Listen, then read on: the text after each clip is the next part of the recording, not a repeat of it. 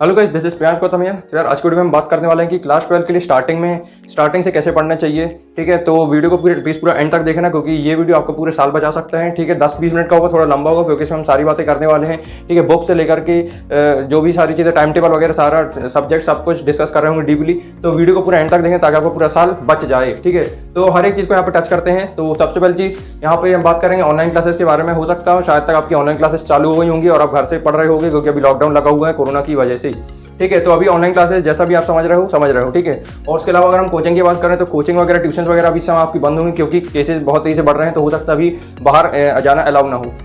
ठीक है, तो उसके अलावा भी हम और मतलब जो भी सिनेरियो जो चल रहा है, करंट सिनेरियो, उसकी हम थोड़ी सी बात करें, फिर उसके बाद में टिप्स दूंगा आपको। ठीक है, टीचर्स, अब देखो क्या होता है, जैसे ही हम क्लास 12 में आते हैं उसमें सबसे बड़ा हमारे लिए चैलेंज ये होता है कि हम किस टीचर से सीखें, किस टीचर से पढ़ें। मान लो अगर आपको यूट्यूब से अगर किसी टीचर से पढ़ना है तो उसके लिए भी एक ही सब्जेक्ट के लिए बहुत सारे टीचर्स है, उसमें भी कन्फ्यूजन आता है कई बार कि कैसे सेलेक्ट करें, वो भी अभी बताऊंगा आपको।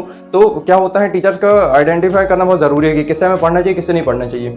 ठीक है, तो पहली चीज़ देखो, अगर आप मान लो किसी यूट्यूब में किसी टीचर से अगर आप पढ़ रहे हैं किसी भी सब्जेक्ट के लिए, मान लो फिजिक्स हो गया, केमिस्ट्री या मैथमेटिक्स, उसमें सबसे पहले आपको ये देखना है उनका वे ऑफ एक्सप्लेनेशन कैसा है ना, वो किस तरीके से आपको समझा पा रहे हैं। अगर आपको उनसे अच्छे से समझ में आ रहा है, आसानी में समझ में आ रहा है, आपको कोई दिक्कत नहीं आ रही समझने में, तो इसका मतलब वो टीचर आपके लिए अच्छे हैं, है ना। तो पहले आप स्टार्टिंग में ट्रायल करके देख सकते हो। सबसे एक डेमो आप ले सकते हो, एक सब्जेक्ट, एक चैप्टर के लिए। अब मान लो 3 टीचर हैं, 3 टीचर में से आपको एक में बहुत अच्छा लगा फिजिक्स के लिए, अब मैं नाम ले लूंगा यहाँ पे किसी का भी। ठीक है, क्योंकि अपने आप में टीचर सब अच्छे होते हैं। अब आपके ऊपर डिपेंड करता है किसको आप किस तरीके से अच्छे से समझते हो। ठीक है, तो आपको देखना यह है कि जो भी टीचर है उनसे आपको कितना अच्छे समझ में आ रहा है। तो उस हिसाब से साल की स्टार्टिंग से आपको एक ही सब्जेक्ट के लिए एक ही टीचर चूज करना है। ठीक है, एक सब्जेक्ट एक टीचर होना चाहिए। ठीक है, क्योंकि क्या होता है कि स्टार्टिंग से कई स्टूडेंट ऐसे गड़बड़ करते हैं कि एक ही सब्जेक्ट के लिए एक ही चीज़ के लिए वो पता नहीं कितने टीचर से पढ़ते हैं, है ना। मान लो अगर केमिस्ट्री की मैं बात करूँ तो एक ही केमिस्ट्री के चैप्टर के लिए वो अलग अलग टीचर से पढ़ते हैं। अब होगा कैसे, कन्फ्यूजन बहुत आएगा। ठीक है, जब भी आप नया चैप्टर स्टार्ट करने बैठोगे आपको यही डिसाइड करने में दिक्कत जाएगी, इनसे पढ़ूँ या इनसे पढ़ूँ। ठीक है, क्योंकि आपने स्टार्टिंग में कुछ जज नहीं किया ना कि किससे पढ़ना है किससे नहीं पढ़ना है। ठीक है, तो एक बार आप अच्छे से पहले डेमो लो, एक मतलब 1 हफ्ते पहले निकालो, समझो कि भाई इन सारे टीचर में से कौन सबसे अच्छा मेरे को समझा पा रहा है, किससे मेरे को अच्छे से समझ में आ रहा है, किससे मैं भूल रहा हूँ, किससे मैं समझ पा रहा हूँ। ये आपको समझना जरूरी है। अगर आप भूल रहे हो बार बार जो भी टीचर से पढ़ा हुआ है तो डेट मीन्स वो टीचर से आपको नहीं पढ़ना चाहिए।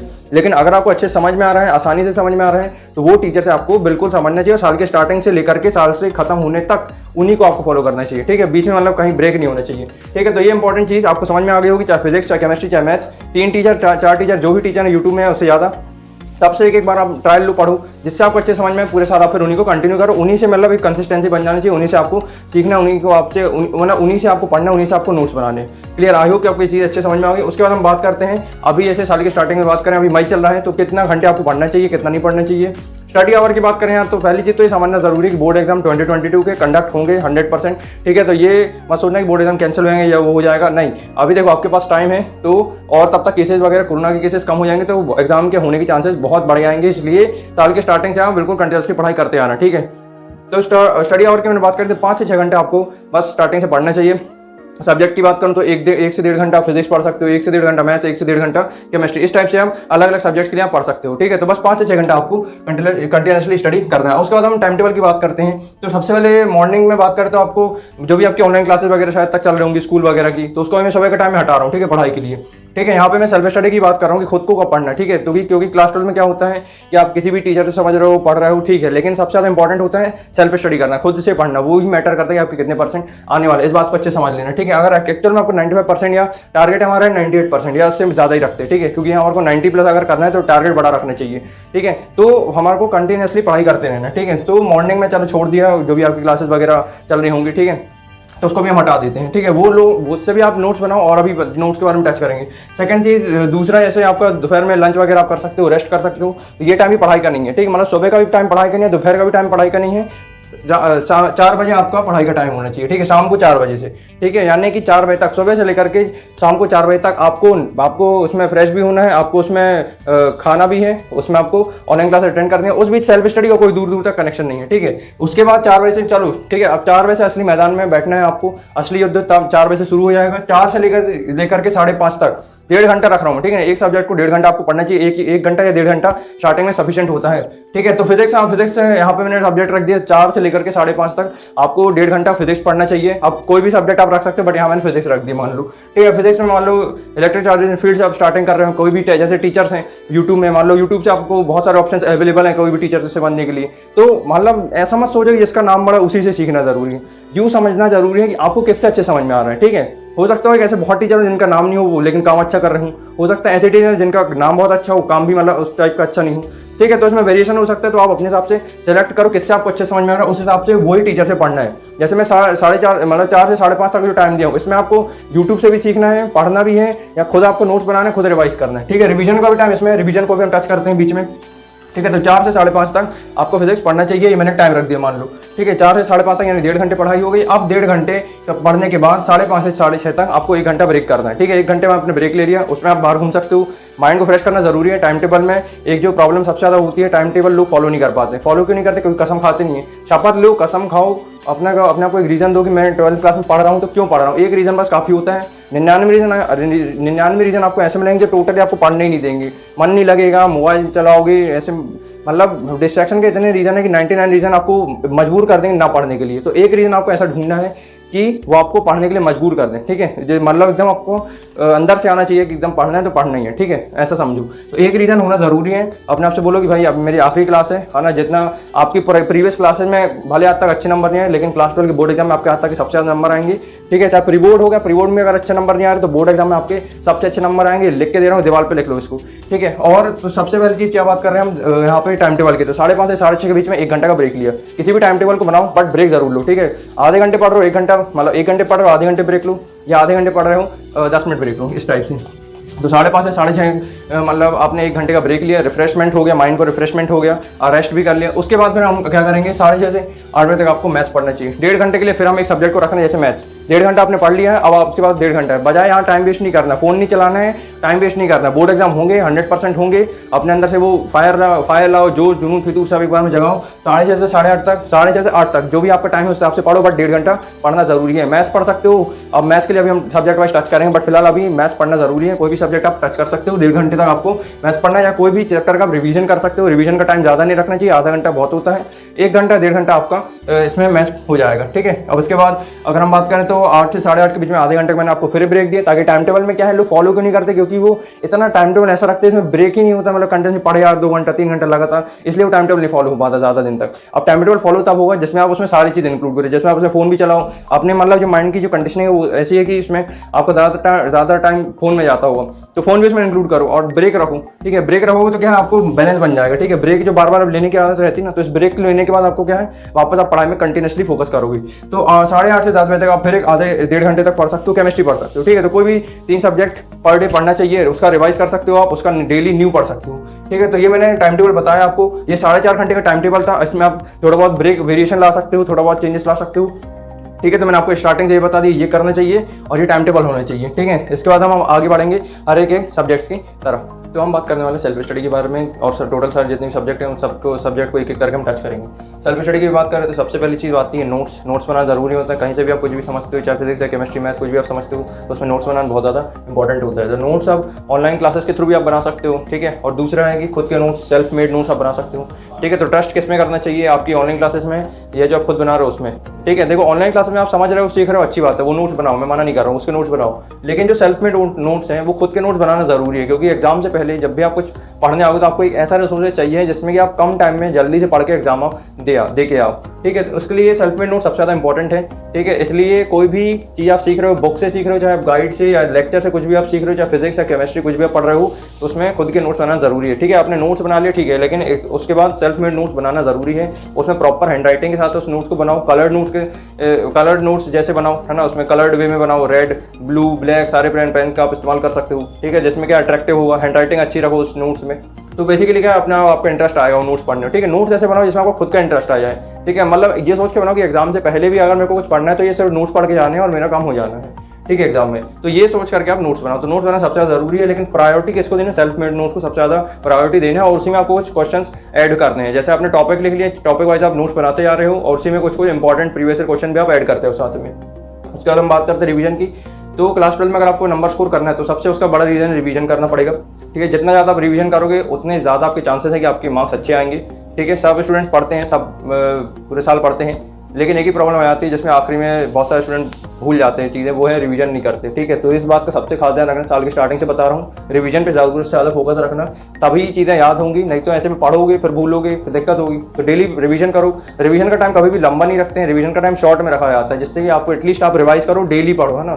डेली रिवीजन करना जरूरी होता है, एटलीस्ट आप 30 मिनट कुछ भी एक सब्जेक्ट के लिए आप निकाल सकते हो। ठीक है, तो 30 मिनट। अब देखो रिवीजन कैसे किया जाता है, रिवीजन में अपना एक्सपीरियंस बता रहा हूँ और जितने स्टूडेंट को पढ़ा चुका हूँ मतलब एक्सपीरियंस गेन किया उसके बेस पे बात कर रहा हूँ। ठीक है, तो बोल बोल के पढ़ना जरूरी होता है। बोल बोल के मतलब क्या, तेज आवाज में आप बोलोगे तो आपके कान में वो सारी वॉइस जाएगी, जो भी आपने पढ़ रहे हो वो सारे वर्ड्स जाएंगे माइंड में, तो वो बैठ आएंगे आपके दिमाग में। ठीक है, सबकॉन्शियसली फिर जैसे जैसे पढ़ते होगे तो सबकॉन्शियसली वो सारे वर्ड्स पूरे माइंड में बैठ जाते हैं। ये खास बात है रिवीजन की। दूसरा, हैंड राइटिंग सही रखो। कभी भी नोट्स बनाते समय हैंड राइटिंग जरूरी होता है। नोट्स अगर आप बनाते हो तो हैंड राइटिंग का उसमें बहुत बड़ा रोल है, क्योंकि जैसा आप लिख रहे हो, जिस वे में आप लिख रहे हो, हैंड राइटिंग में लिख रहे हो, वही आपकी पिक्चर माइंड में छप रही है। ठीक है, जैसा आप नोट्स बना रहे हो वैसे आपके माइंड में वो अच्छे से पिक्चर बनती आ रही है। तो ये सोच करके नोट्स बनाओगे तो डेफिनेटली आपको फायदा होगा और उसको रिवाइज करना है। ठीक है, तो पर डे इस बात को याद रखो, बोल बोल कर रिवीजन करना है ताकि आपके कान में वॉइस जाए। और दूसरा, मैंने आपको बताया कि हैंड राइटिंग सही रखो ताकि आपके नोट्स में हैंड राइटिंग सही हो, तो आपको जो भी लिखा है पिक्चर आपके माइंड में छप जाए बस। ठीक है, तो उसके बाद हम आगे बढ़ते हैं मैथ्स की तरफ। तो मैथ्स के लिए बेसिकली इस बार अगर सिलेबस की बात करें तो सिलेबस में कोई रिडक्शन हुआ नहीं है इस बार बोर्ड एग्जाम में। पूरा सिलेबस 100% सिलेबस आएगा। अब देखते हैं आगे क्या होता है। सीबीएसई हो सकता है सिलेबस थोड़ा बहुत कम कर दे, बट अभी हम एकदम से एक्सपेक्ट नहीं कर सकते। जो जैसा हमको बताया गया है वैसा हमें पढ़ना चाहिए। मैथ्स के लिए देखो सिंपल आपको बता रहा हूँ, कॉन्सेप्ट आपको सबसे पहले समझना है। डायरेक्ट क्वेश्चन पे नहीं उतरना, डायरेक्ट एनसीईआरटी में नहीं उतरना। पहले आपको कॉन्सेप्ट, मेथड, फॉर्मूला अच्छे से एकदम क्लियर हो जाने चाहिए, है ना। अब मैंने आपको बताया टीचर कैसे सेलेक्ट करते हैं। ऐसे टीचर को सेलेक्ट करो जिससे आपने अच्छे से पढ़ा हुआ है, ठीक है, जिससे आपको अच्छे से समझ में आ रहा है, क्वेश्चन आपको अच्छे समझ में आ रहा है, उनका जो पढ़ाने का तरीका वो आपको अच्छा लग रहा है, तो उनसे पढ़ो, है ना। एक टीचर कंफर्म कर लो कि मेरे को इन्हीं से पढ़ना है, भले इसमें कितना भी टाइम लग जाए, 1 हफ्ता या 2 हफ्ता, बट सिलेक्शन अच्छे से करो कि मेरे को इन्हीं टीचर से पढ़ना है। बहुत बढ़िया, कॉन्सेप्ट आपको समझ में आ गया। ठीक है, कॉन्सेप्ट मतलब क्या, फॉर्मूला आप बिना देखे फॉर्मूला बनना चाहिए। ठीक है, रिवीजन का एसेंस यही होता है कि आपसे बिना देखे अगर बन रहा है, फॉर्मूला लिखते बन रहा है बिना देखे, इसका मतलब आपकी पढ़ाई जोरदार वाली पढ़ाई है। ठीक है, इसका मतलब ये साइन है कि आप टॉपर बनोगे। ठीक है, तो उसके अलावा हम बात करते हैं बुक की। तो एनसीईआरटी एक ऐसी किताब है, ट्रायल एंड टेस्टेड सक्सेसफुल किताब है। 80% पेपर आपका एनसीईआरटी से आएगा ही आएगा मैथ्स में। और एग्जाम्पलर की बात करें तो कुछ क्वेश्चन अब एग्जाम्पलर से भी आने लगे, यानी कि 20% क्वेश्चंस एग्जाम्पलर से भी आते हैं पेपर में। ठीक है, तो 2 बात का ध्यान रखना है। एनसीईआरटी में भी सबसे ज्यादा इंपॉर्टेंट क्या होता है, मिसलेनियस एक्सरसाइज के क्वेश्चन आपके एग्जाम, प्री बोर्ड एग्जाम वगैरह में पूछते हैं, तो ये आपको मैंने थोड़ी सी टिप दे दिया। और आपकी जो बोर्ड एग्जाम उसमें भी कुछ क्वेश्चंस एक्सरसाइज से, बैक एक्सरसाइज से कुछ इंपॉर्टेंट आते रहते हैं। तो अभी तो स्टार्टिंग है, सारे करो जितने हैं सब पढ़ो, बट पहले कॉन्सेप्ट आपको अच्छे समझना है। ठीक है, उसके बाद फिर क्वेश्चंस करो। ठीक है, एग्जाम्पलर की बात की है मैंने, 20% क्वेश्चन आते हैं। ठीक है, तो इसको बस रिवीजन करना जरूरी है। मैथ्स बेसिकली एक ही चीज़ पे डिपेंड है, वो है रिवीजन और प्रैक्टिस। जितना प्रैक्टिस करोगे क्वेश्चंस की, लगाते आओगे 30 मिनट 40 मिनट करते करते क्वेश्चंस करते आओगे, वैसे आपका इंटरेस्ट और डेवलप होगा। उस हिसाब से आप एनसीईआरटी खत्म करोगे, उसके बाद आप एग्जाम्पलर, उसके बाद टाइम बचता है तो प्रीवियस ईयर क्वेश्चन करना जरूरी है। 10 साल की मैथ्स में प्रीवियस ईयर क्वेश्चन की देखो, मैथ्स की, फिजिक्स की, केमिस्ट्री की, सभी की एक किताब आती है chapter wise previous year question, Arihant की सॉल्व पेपर्स। ठीक है, वो अरिहंत में अभी न्यू वर्जन की आएगी तो वही आप खरीद लेना।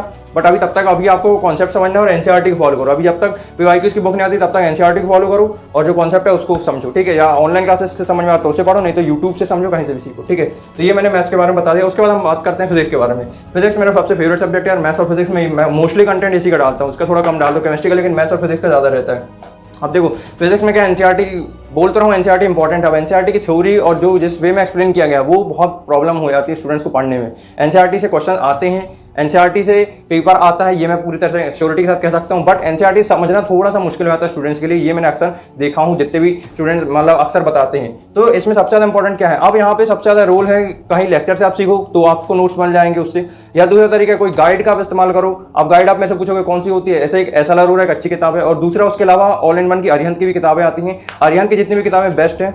ठीक है, तो और उसको आप खरीदो। ठीक है, एनसीईआरटी के लिए, एनसीईआरटी के अलावा अगर आप में से बुक पूछोगे फिजिक्स के लिए गाइड, तो ऑल इन वन एक अच्छी किताब है। उसमें आपके हर एक क्वेश्चन टॉपिक वाइज, हर एक चीज़ डेफिनेशन, हर एक वे में चैप्टर को एक्सप्लेन किया गया है, तो बेस्ट बुक है। ठीक है, और बहुत बढ़िया। उसके बाद हम आगे बढ़ते हैं, तो लेक्चर से या गाइड से आप नोट्स बना सकते हो। ठीक है, तो ये एनसीईआरटी में इंपॉर्टेंट क्या है, उसके जो सॉल्व एग्जाम्पल्स है वो इंपॉर्टेंट है, बैक एक्सरसाइज इंपॉर्टेंट है, तो वो आपको अच्छे से करना है। ठीक है, उतना आपने कर लिया इसका मतलब आपकी तैयारी अच्छी है। ठीक है, तो उसके बाद हम आगे बढ़ते हैं। डेरिवेशन होती है, मतलब 15 से 20 मार्क्स की डेरिवेशन अक्सर आती हैं। ठीक है, अब उसमें पुराने वीडियोस बनाए हैं, उसमें कुछ मैंने बताया हूँ। ठीक है, तो डेरिवेशन डेफिनेशन खैर वो ओल्ड स्टूडेंट्स के लिए था, अभी मैं न्यू के लिए बना रहा हूँ। डेरिवेशन और डेफिनेशन आती रहती हैं, 3 नंबर 4 नंबर में डेफिनेशन आती है, 7 नंबर की टोटल डेफिनेशन आती है। 20 मार्क्स की टोटल आपकी डेरिवेशन आती है। बहुत बढ़िया, अच्छे से आपको समझ में आ गया होगा। ठीक है, 70 मार्क्स का पेपर आता है। 70 में मैंने आपको बता दिया 20 मार्क्स का ये, 7 मार्क्स का ये, 27 मतलब ऑन एवरेज 30 मार्क्स आपके कन्फर्म। और उसके अलावा लॉजिकल क्वेश्चन वगैरह आते हैं, न्यूमेरिकल्स वगैरह, तो उसको हम टच करते हैं। न्यूमेरिकल के लिए क्या इंपॉर्टेंट है? न्यूमेरिकल्स के लिए सबसे ज़्यादा इंपॉर्टेंट है कॉन्सेप्ट, आपको फॉर्मुला बनना चाहिए। फॉर्मुला और फॉर्मुला का बेसिक टर्म कि एम किसको कहते हैं, एस किसको कहते हैं। ठीक है, बेसिक चीज़ें पता होनी चाहिए। जैसे small m equal to n i है। ठीक है, एन आई मैग्नेटिक मूवमेंट का एक फॉर्मुला है, तो आपको पता होना चाहिए n number of turns per unit length होता है, आई करंट होता है, एरिया होता है। तो ये बेसिक टर्म्स आपको पता होना चाहिए। इसका मैंने ऑलरेडी पीडीएफ बनाया था, तो वो मैं कोशिश करूंगा आज के वीडियो के डिस्क्रिप्शन में कुछ पीडीएफ देने की। ठीक है, तो न्यूमेरिकल में कॉन्सेप्ट फॉर्मुला पहले करूँ, फिर उसके बाद हम प्रीवियस ईयर क्वेश्चन की बात करते हैं। फिजिक्स में तो 5 साल के प्रीवियस ईयर क्वेश्चन सफिशिएंट होते हैं, वो अगर आपने लगा लिए तो लाइफ जिंगल वाला मजा आएगा। बट सर कंडीशन है कि पहले आपको नोट्स बनाना है, सेल्फ मेड नोट्स बनाना है, खुद अच्छे से पढ़ना है, कॉन्फिडेंस आ गया, देन उसके बाद फिर हमको क्वेश्चंस करना चाहिए, प्रीवियस ईयर क्वेश्चन करना चाहिए, एनसीईआरटी के क्वेश्चन करना चाहिए, और बस 30-30 मिनट हर बार रिवीजन करते आना है। लिख के पढ़ो, जैसे भी पढ़ो, बट 30 मिनट हर सब्जेक्ट के लिए रिवीजन के लिए आप 1.5 घंटे डिवोट करो। बहुत बढ़िया, आपको अच्छी चीज़ समझ में आ गई होगी। उसके बाद हम लास्ट सब्जेक्ट पे आगे बढ़ रहे हैं, केमिस्ट्री की तरफ। ठीक है, एनसीईआरटी इंपॉर्टेंट है। अब एनसीईआरटी की थ्योरी बेस में अच्छी है। अब इसके अलावा अगर आप मेरे से गाइड पूछोगे तो गाइड इसकी भी अरिहंत की ऑल इन वन आती है, तो वो भी आप खरीद सकते हो, या उसके अलावा जो आपको गाइड ठीक लगती है, जिससे आपको अच्छे समझ में आ रहा है, वो आप खरीद सकते हो, उससे आप नोट्स बना सकते हो। अब एनसीईआरटी के इंपॉर्टेंट क्या है? एनसीईआरटी की थ्योरी इंपॉर्टेंट है, एनसीईआरटी की जो इंटेक्स्ट क्वेश्चन है वो एग्जाम में आते हैं, इसलिए वो इंपॉर्टेंट है, एक्सपीरियंस से बता रहा हूँ। और जो प्रैक्टिस एक्सरसाइज जो क्वेश्चन होते हैं वो अक्सर पूछे जाते हैं। ठीक है, तो वो भी आप जरूर कर लेना। ठीक है, बट शर्त यह है कि पहले आपको लेक्चर से समझना है, नोट्स बनाने हैं, देन उसके बाद क्वेश्चंस पे आना है, एनसीईआरटी पे अटैक कर देना है। ठीक है, तो नोट्स बनाने के तरीके हैं, लेक्चर से आप सीख सकते हो। कई लेक्चर बहुत सारे वीडियोस हैं जो मैंने जैसे आपको बता दी कैसे टीचर को सिलेक्ट करना है। डेली रिवाइज करो, जो भी आप सीख रहे हो, जो भी आप पढ़ रहे हो, डेली रिवाइज करते हो और डेली लिख के प्रैक्टिस करते हो, उसका मतलब आपको अच्छे से याद होता है। तो सिर्फ 30 मिनट आपको डिवोट करने हैं रिवीजन के लिए, ज़्यादा नहीं। ठीक है, प्रीवियस ईयर क्वेश्चन की बात करूँ तो केमिस्ट्री के लिए तो बेसिकली जब एनसीईआरटी भगवान है, चाहे आप जेईई मेंस की, नीट की, चाहे बोर्ड की किसी भी तैयारी कर रहे हो, मतलब केमिस्ट्री भगवान होता है एनसीईआरटी के लिए। ठीक है, तो उसको आप कर लोगे तो बहुत आपका बेनिफिट हो गई होगा। ठीक है, तो प्रीवियस ईयर क्वेश्चन नहीं भी करोगे तो चल जाएगा, बट इसमें एनसीईआरटी करना जरूरी है। 2 या 3 साल के बाद में आप प्रीवियस ईयर क्वेश्चन भी प्रैक्टिस कर सकते हैं। तो ये मैंने आपको कुछ बता दिया सेल्फ स्टडी के बारे में। क्लास 12 में सबसे ज़्यादा इंपॉर्टेंट चीज़ है सेल्फ स्टडी में। कोई आपको कितना भी पढ़ा देगा, कितना भी सिखा देगा, सबसे ज़्यादा इंपॉर्टेंट है कि क्या आप खुद से पढ़ रहे हो, खुद से आप कितना रिवाइज कर रहे हो, ये मैटर करता है। ठीक है, आप क्लास 12 में पढ़ना क्यों जरूरी है, इसका मैं कई वीडियो बना चुका हूँ, बट फिर भी एक बार फील दिला देता हूँ आपको। ठीक है, पहली बात तो यार ये आपकी आखिरी क्लास है, इसके बाद आपकी कोई क्लास नहीं, फिर सीधे कॉलेज शुरू हो जाएगा। तो ये समझ के पढ़ोगे आप, ये मेरी आखिरी क्लास है, मेरे पास आखिरी मौका, और उसमें मेरे को अपना बेस्ट देना है, मेरे को अपना 100% देना है, मेरे को अपना पूरा 100% एफर्ट में लगा देना है। मेरे को रिजल्ट से कोई मतलब नहीं होना चाहिए, ऐसा अपने आप को बोलना है। रिजल्ट से मेरे को कोई मतलब नहीं होना चाहिए, प्री बोर्ड से मेरे को मतलब नहीं होना चाहिए। मेरा सिर्फ एक फोकस है कि मेरे को अपने पोटेंशियल को इंक्रीज करना है, मेरे को अपने पोटेंशियल को निखारना है, उसके लिए मेरे को आज पढ़ना जरूरी है। ठीक है, तो ऐसे आप पढ़ते हो तो आपका डेली मोटिवेशन बना रहेगा ना, इंस्पिरेशन कह सकते हो। इंस्पिरेशन आपके अंदर से आ जाएगी कि मेरे को ये करना है, ये करना है, ये करना है। ठीक है, तो फिर उसके बाद आपका कोई जैसे सारे डिस्ट्रैक्शन सब पीछे हट जाएंगे। ठीक है, आपका जो फोकस है पूरी तरह से पढ़ाई में लग जाएगा। ठीक है, तो इस तरीके से मैंने बता दिया फोकस आप रख सकते हो। रिवीजन कैसे करता है, हम मैथ्स, फिजिक्स, केमिस्ट्री कैसे सब्जेक्ट को पढ़ना है, ये सब बता दिया। इंग्लिश के लिए तो 15-20 दिन बहुत होते हैं, बट फिर भी बताऊँ तो इंग्लिश में भी जैसा ऐसा है, बस थोड़ा आप एनसीईआरटी बस रीड कर लो, आपको समरी क्लियर हो जाए तो 2-3 क्वेश्चन आप कर लो, बस उसके बाद एग्जाम देने आओ। बहुत सिंपल पेपर आता है इंग्लिश की, तो टेंशन नहीं मत लो। ठीक है, इंग्लिश का मैंने ऑलरेडी पीडीएफ प्रोवाइड करा हूँ, आगे फिर कोशिश करूँगा देने की। तो आई होप कि आपको वीडियो पसंद आया होगा। तो अगर आपको कोई भी डाउट हो, कोई भी दिक्कत हो, कोई भी क्वेश्चन हो, कोई भी नीड हो, आप कमेंट करके ज़रूर बताना, ताकि मुझे और पता चले कि मैं एक्जैक्टली किस टाइप की वीडियोज़ आपके लिए लेके आऊँ, किस चीज़ की आपको ज़रूरत है।